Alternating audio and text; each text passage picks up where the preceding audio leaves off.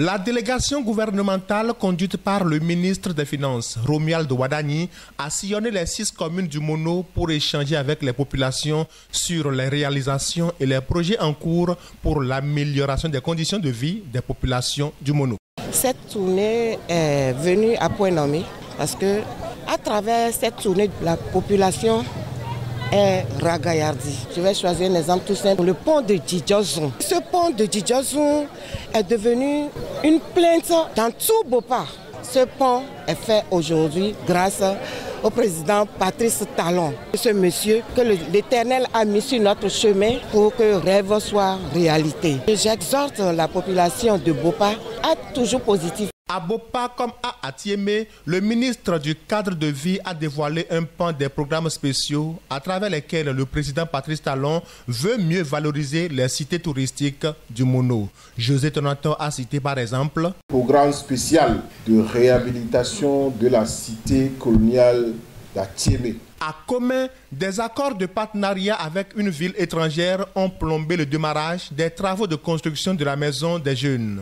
En décidant désormais de supporter entièrement le coût des travaux, le Bénin se passe de ses partenaires pour un démarrage imminent des travaux. La maison des jeunes, elle a été promise par le chef de l'État. Les ressources du Bénin sont déjà mobilisées et notre ministre de l'économie et des finances a fait la promesse. Nous devons avoir confiance. Je voudrais inviter les populations du Mono et particulièrement de Comé à garder l'espoir que tout ce qui a commencé à Comé sera réalisé. Cette tournée gouvernementale de reddition de comptes dans le département du Mono relance les acteurs politiques à davantage faire adhérer les populations à la vision du président Patrice Talon pour le développement du Bénin. Cette tournée gouvernementale nous a véritablement édifiés.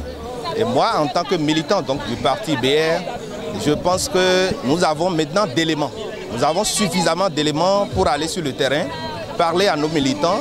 Et je constate que déjà, ceux que nous avions invités, que ce soit à Lokossa, à Grand Popo et aujourd'hui à Bopa, sont véritablement outillés. Outillés pour pouvoir convaincre davantage nos parents, convaincre davantage d'autres militants à la base.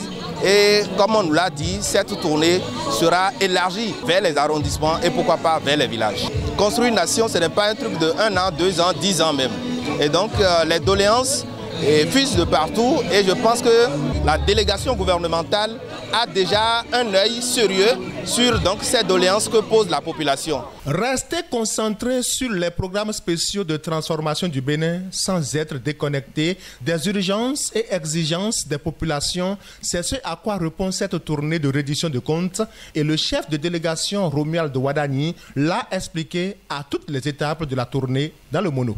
La révolution qui se passe et qui demande du temps, nous sommes conscients que les dirigeants doivent également prêter attention aux urgences des populations.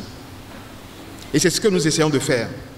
Pendant que tous les investissements structurels viennent progressivement, nous sommes là, comme aujourd'hui, pour vous écouter, pour qu'on donne plus de moyens à répondre aux urgences des populations.